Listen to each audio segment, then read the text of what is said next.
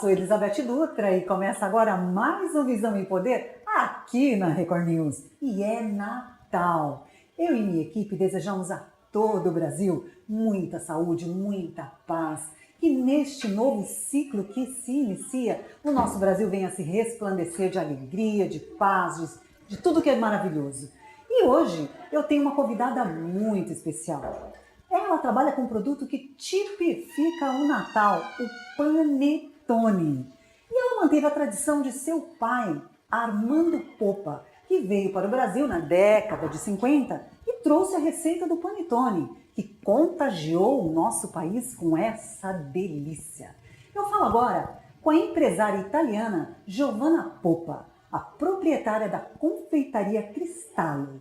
Giovanna, muito obrigada pela sua participação aqui no Visão e Poder. Eu que agradeço. Boa noite, Feliz Natal. Feliz Natal, querida. Feliz Que Natal. bom tê-la aqui nesse momento Prazer. de festa. Você trabalha com esse produto maravilhoso que é o panetone. A gente quer saber essa história, como que o panetone chegou no Brasil. Foi seu pai que trouxe o panetone para o Brasil, Giovanna. Conta pra gente essa história. Então, foi meu pai, Armando Popa, italiano de Torino, Piemonte. Ele veio para o Brasil a convite de uma empresa para lançar o panetone. Ele veio para uma temporada do Natal e depois voltar para a Itália, e ele fez a temporada, foi um sucesso e não voltou mais para a Itália. Ficou no Brasil, se apaixonou pelo Brasil. Se apaixonou pelo Brasil.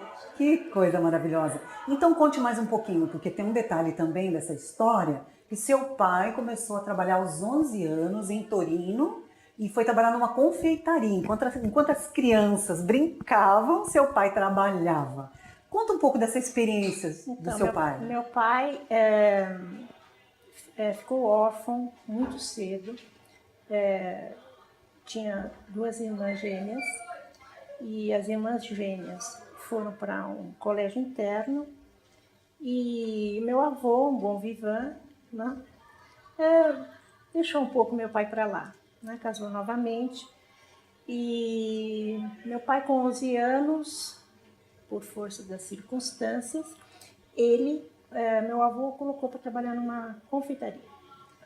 O sonho dele era ser médico, mas a necessidade da vida o levou a ser auxiliar de confeiteiro.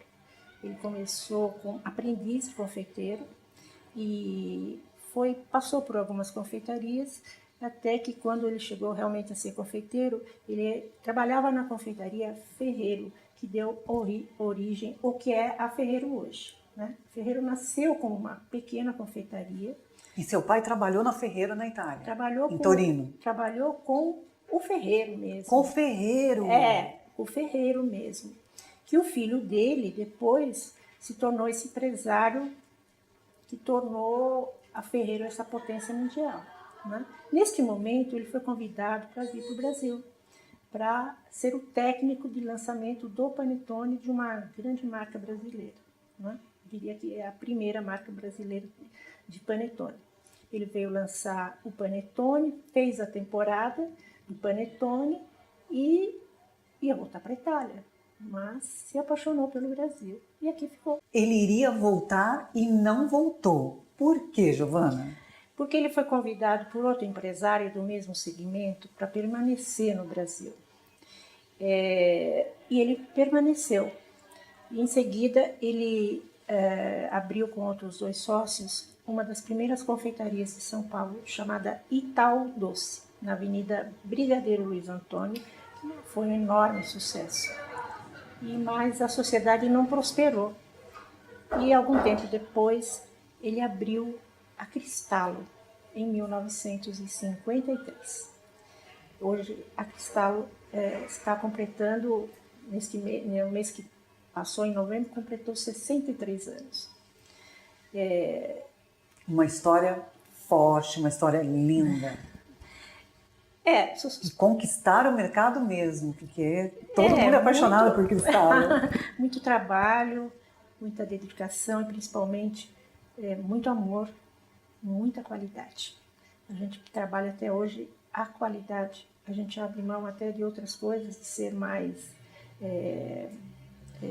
Rentável, talvez. Não, ser assim, exato, ser mais rentável, mas é um produto Prima mesmo pela qualidade. prima pela qualidade. Os produtos hoje são ainda confeccionados, produzidos de uma forma artesanal diariamente. Os produtos que chegam nas lojas, eles são produzidos no dia, né? E todo dia nasce uma nova Cristallo, porque todo dia a gente produz os produtos.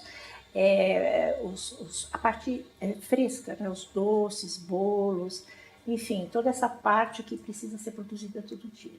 O panetone nós também introduzimos a cultura dele ser produzido o ano todo. E nós, desde a sua fundação, ele sempre foi produzido o ano todo. Nós nunca deixamos de produzir o panetone em todo esse tempo, um mês sequer. E hoje todo o segmento produz o panetone também o ano inteiro. Não tem o consumo que tem no Natal, mas ele tem seus consumidores. Introduzi também, algum tempo atrás, uns 5, 6 anos atrás, vender o panetone em fatias, que foi um enorme sucesso. E hoje também o segmento também faz o panetone em fatias. Nós continuamos produzindo panetone tradicional. Giovana, o panetone surgiu na Itália há 200 anos e ninguém sabe exatamente como. Existe uma história que foi um erro de um técnico, de um padeiro chamado Tony, um erro de receita. O que seu pai falava sobre isso? Então, na verdade, o panetone ele é originário de Milão, por isso que ele chama, o verdadeiro panetone é o panetone milanês. A palavra panetone é o pão de tone, né? Pane di tone. Né? Pão em italiano chama pane di tone. Meu pai contava que ele trabalhava para a Casa Real. O Tony. O Tony. E ele fazendo um determinado pão, ele errou e ele tinha que apresentar aquele pão na ceia, enfim. E ele então remediou esse pão e jogou tudo que ele podia, né? As frutas secas, a uva passa, né? E o sucesso foi enorme. E aí nasceu il pane di tone, panetone. Então, essa é a origem, a história, a lenda mais próxima. Mas o panetone tradicional segue essa receita milanesa. Nós seguimos essa receita até hoje, né? Nós não temos outras variações do panetone. Nós sempre produzimos o panetone tradicional, frutas secas, passas, fermentação natural. E não ainda fazemos o panetone recheado. Na minha concepção, se nós recheamos o panetone, como é a tendência atual, não é mais o panetone, ele é uma derivação do panetone, mas não é o tradicional panetone. Vocês não têm o hábito não tem essa cultura de rechear, é sempre o tradicional. É sempre o tradicional. Nós temos duas versões do panetone, uma se chama damascone, que é a massa do panetone recheado com pedaços de damasco, e o outro que originou no mercado o chocotone, mas quem lançou o chocotone, que nosso se chama chocolatone, fomos nós. É a massa do panetone com gotas de chocolate. Nós somos uma referência na confeitaria, então alguns produtos que são lançados o mercado segue. Então depois nasceu o chocotone. E nasceram mais recentemente os panetones recheados. Que a sua fábrica trabalha 24 horas. No Natal nós produzimos o panetone sem conservantes químicos, não tem aditivos artificiais, são todos produtos naturais e a base dele mesmo é o fermento natural. Então ele tem uma durabilidade menor, né? Ele não tem essa validade tão grande. E chegando dezembro, nós produzimos diariamente e a produção durante 24 horas. Então, praticamente, o panetone chega na boca do forno na loja, né? Ele sai do forno e vai para as lojas. Todos os dias. Todos os dias. É o panetone mesmo, fresquinho mesmo. Ele não tem nenhum tipo de conservante. Giovana, como que era a confeitaria Cristallo na década de 50? Era uma loja que nasceu na Rua Marconi, que atualmente pode ser comparada aos Jardins, né? Era o centro elegante de São Paulo, né? E nasceu como uma confeitaria de origem italiana, né? Com toda a arquitetura de uma italiana mesmo. Faziam doces, bolos, panetones, né? E petit fours. Petit fours são aquelas bolachinhas frescas, né? Fresca que eu digo de produção semanal, né? Que acompanham um café, que acompanham um chá. Tradicionalmente a confeitaria era feita com esses produtos. Naturalmente eram feitos bolos de noivas muito bonitos, né?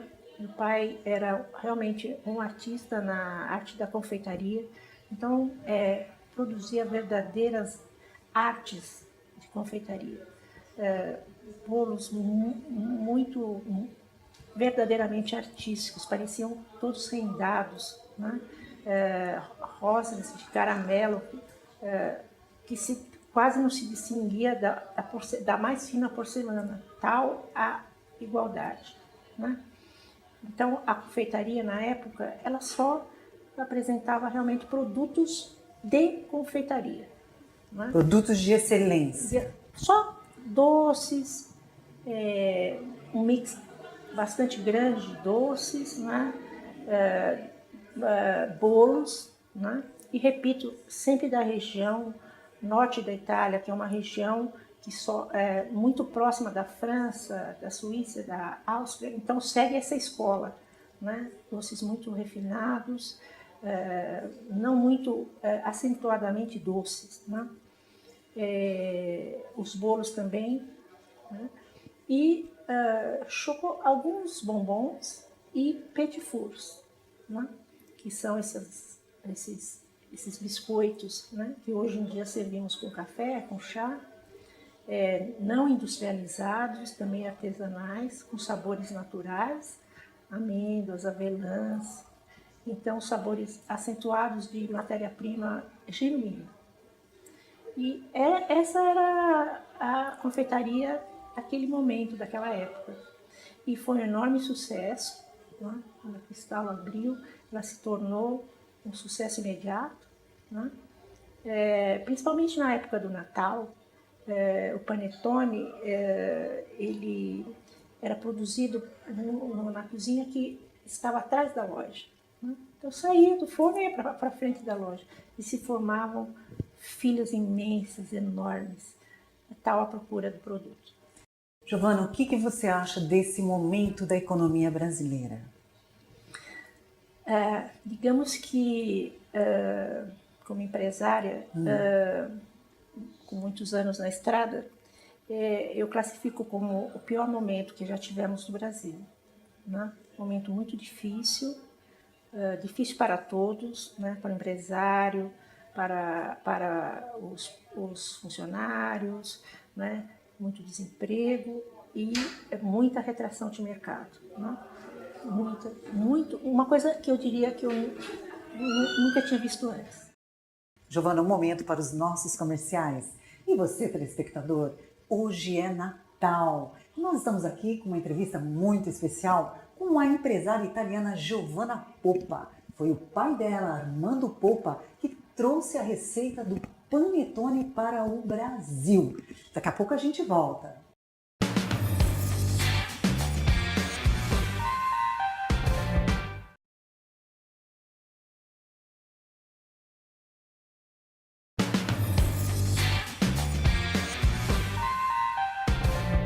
Eu volto com o meu bate-papo com a empresária Giovanna Poppa, a dona da Cristallo. Giovanna, no final da década de 70, vocês abriram uma loja em uma das ruas mais badaladas do mundo, que está entre as 10 mais. Como era Oscar Freire naquela época?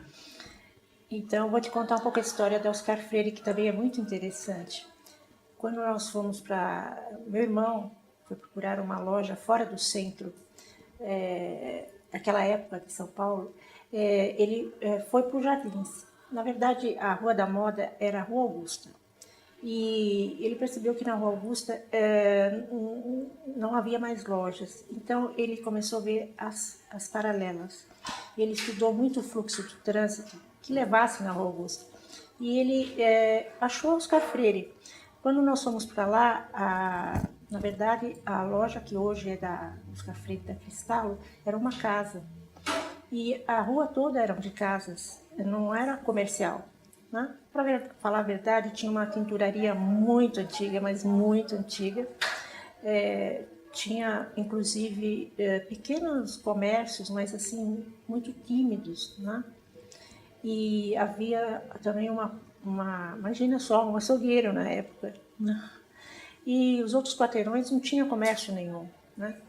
E depois que nós abrimos lá, o sucesso também foi enorme, enorme. O dia que nós abrimos, aliás, era dezembro também, foi um sucesso estrondoso e muito rapidamente a loja foi se tornando comercial. Obviamente, não o que ela é hoje, né? Foi mudando de perfil até se tornar o que ela é hoje.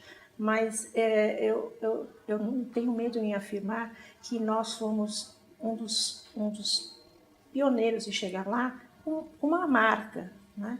Realmente é uma marca. E os comércios as lojas começaram a mudar. Mudaram um pouco, mas começaram a vir as grifes, começaram a vir as grandes marcas, e hoje a rua é o glamour que ela é hoje. É um ponto de encontro. A segunda do Brasil e a oitava do mundo? Exatamente. A Cristalo é um ponto de encontro, é uma referência. As pessoas, eu tenho notado que as pessoas, elas sentam nas mesas e elas ligam, né, para alguém e falam assim, olha, eu estou aqui na Cristalo. Nesse momento que nós fomos para Cristalo... Se tornou um point glamouroso. Um point, mas também nós reconfiguramos o que é a confeitaria hoje. Na época, nós abrimos a filial, na época era uma filial, hoje ela é matriz. Mas aí nós inovamos também, porque nós não fomos só com a confeitaria tradicional, nós fomos também, abrimos uma confeitaria com máquina de café. Então foi uma grande inovação, você introduzir o café numa confeitaria. Isso também foi um grande sucesso, que depois o segmento se tornou todo mundo. Hoje é impensável você não vender café. Né? E também a loja não tinha mesas na época. Né? Passaram-se, acho que alguns anos, né, bastante, acho que na década de 90, um belo dia eu coloquei mesas na calçada. E as minhas atendentes, elas tinham uma certa vergonha de atender na calçada, porque não era usual, né? E eu, para incentivá-las, falei assim, nossa, é muito bom atender na calçada, vocês vão atender pessoas muito importantes, né? E timidamente elas começaram a atender. E se tornou referência também esse modelo, que é hoje, de confeitarias terem não só a parte de doces, mas a parte de café, a parte de mesas, a parte de refeições rápidas. Então, também se modificou muito o conceito de confeitaria. Hoje eu diria que a Cristalo, ela não precisa mais do nome que a classifica como confeitaria. Falando Cristalo, você já sabe o que é a Cristalo. Então, virou sinônimo de grife de doce. Então, de um bom café, de um bom café, de um momento de lazer, de um momento de encontro, de um momento hoje até de negócios, né? Então, nós também configuramos isso, mas a base da Cristalo, que são seus produtos, permanecem os mesmos. Na década de 70, você e o seu irmão José assumiram a administração da Cristalo. Isso foi um divisor de águas para a empresa? Sim, nós não começamos administrando, nós começamos desde o início, mas foi um divisor de águas. Caminhamos passo a passo, trazendo o que sempre as novas gerações trazem, né? Aquele momento da juventude, de criação, inovação. Então, nós entramos exatamente nesse momento e começamos a fazer uma caminhada nova para Cristal. Aliás, como foi a sua chegada na empresa? Você tinha sonhos de trabalhar junto com seu pai? Não, pelo contrário.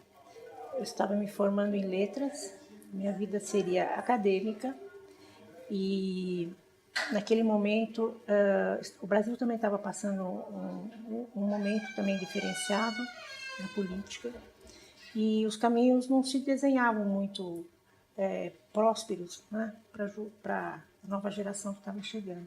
Então eu comecei do começo, né? Hoje seria como se fosse uma auxiliar de administração, né? Eu fui jogada na boca dos leões porque meu pai simplesmente me jogou no escritório. Eu não tinha mordomia nenhuma. Pelo contrário, eu sofri muito porque eu não sabia nada. Eu tive que aprender comigo mesmo. E, para te falar a verdade, eu não gostava mesmo. Mas depois eu fui introduzindo novos produtos, novas embalagens. Eu fui crescendo dentro da Cristal, mas não dentro da administração, mas no desenvolvimento dos novos produtos. Ampliei muito o mix de produtos da confeitaria. Me lembro que eu introduzi a Páscoa como ela é hoje, né? Fizemos um grande sucesso porque eu introduzi uma Páscoa totalmente diferenciada. Eu juntava os ovos de Páscoa com bichinhos de pelúcia, que era uma coisa totalmente inovadora. E eu ia para a Europa e trazia tudo isso na mala, sacrifício tremendo. E assim também foi com o Natal, mas eu fui uma trabalhadora braçal. Praticamente eu deixei de trabalhar aos finais de semana, aos domingos, recentemente, porque eu trabalhei anos e anos e anos, 365 dias por ano, né? E aí eu me apaixonei pela Cristal. Hoje eu respiro, vivo e tenho só como meta a Cristal. Deixei até um pouco a minha vida pessoal de lado, porque a minha vida, o meu amor é Cristal. Giovana, todo final de programa eu pergunto para os meus entrevistados o que significa para cada um visão e poder. O que é visão e poder para você? Elizabeth, visão, no meu conceito, é o que fez a Cristal chegar até aqui. Meu pai não chegou sozinho, eu e meu irmão não chegamos sozinhos. Nós chegamos com uma equipe, com profissionais, com seres humanos. Então, a minha visão de empresa, como empresária, é continuar essa Cristal, deixar essa Cristal para as novas gerações e trazer o mesmo conceito que meu pai deixou. Continuar a Cristal com visão de pessoas, visão de equipe, visão de respeito. E poder, para mim, é transmitir para essas pessoas, esses profissionais, o conceito de liderança. Liderança não é autoridade. Liderança é você ser exemplo. Então, eu quero deixar um exemplo de trabalho, de dignidade, de ética e muito amor. Obrigada, que lindo as suas palavras. Obrigada pela sua participação aqui no Visão e Poder, Giovana. Eu que te agradeço, Elizabeth, e queria te desejar um Feliz Natal. Obrigada, que lindo. Um ano novo, de 2017, com muito sucesso, mais do que você já Obrigada. tem, muita prosperidade. Muito obrigada para você também, tudo de maravilhoso, muitas felicidades, sucesso. E que delícia, ganhou um panetone Cristalo. E você, telespectador, hoje é uma noite, né, que você está em casa, finalizando o Natal, você deve ter curtido muito com a sua família, mas eu quero deixar uma mensagem de amor ao seu coração. E quero falar um pouco sobre esse momento precioso que é o Natal, esse novo ciclo que está começando na Terra. Essa palavra que eu quero deixar, ela está lá em Lucas 2. A Bíblia diz que naquele tempo, em Belém, onde Jesus nasceu, era sob o governo de César Augusto. E ele havia decretado um alistamento naquela região. E José e Maria, que eram da Galiléia, de Nazaré, foram se alistar em Belém. E ali Maria começou a ter dores de parto. E o único lugar que eles tinham naquela cidade era uma manjedoura. E foi ali que ela teve o seu bebê, que era Jesus Cristo. E esse bebê veio para remir a humanidade, para nos salvar, para nos trazer paz, para nos trazer alegria. Era o Filho de Deus no ventre daquela judia de 16 anos, aquela menina.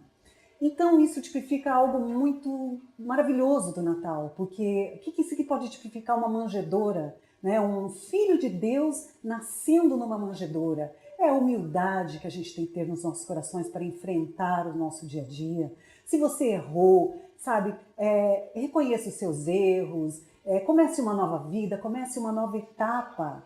E a palavra também diz que ali perto, ali em Belém, ali perto daquela manjedoura, tinham uns pastores que estavam pastoreando algumas ovelhas naquele momento, né? Na vigília da noite, naquele momento que Jesus havia nascido. E aqueles pastores, eles foram surpreendidos por um anjo. E o anjo chegou de uma forma esplendorosa, com muita luz, com muita glória. E a palavra de Deus, a Bíblia, ela revela que aqueles pastores ficaram temerosos, eles ficaram pavorosos com aquela experiência celestial. E o anjo, que é essa palavra que eu quero deixar para o seu coração, e o anjo chegou para aqueles pastores, naquele momento, naquele mover celestial, e disse: não temais, eis que trago novas de grandes alegrias, porque nasceu na cidade de Davi o Cristo, o Salvador, que remirá a humanidade dos seus pecados. Então, se alegre com esse novo ciclo na sua vida, porque é Natal e nós merecemos, porque Ele morreu na cruz por nós, veio aqui, nasceu, viveu 33 anos e partiu, mas partiu com glória, com poder, e hoje Ele reina para sempre. Quero deixar aqui meu abraço, meu carinho, e um Natal maravilhoso e um 2017 lindíssimo para todos nós.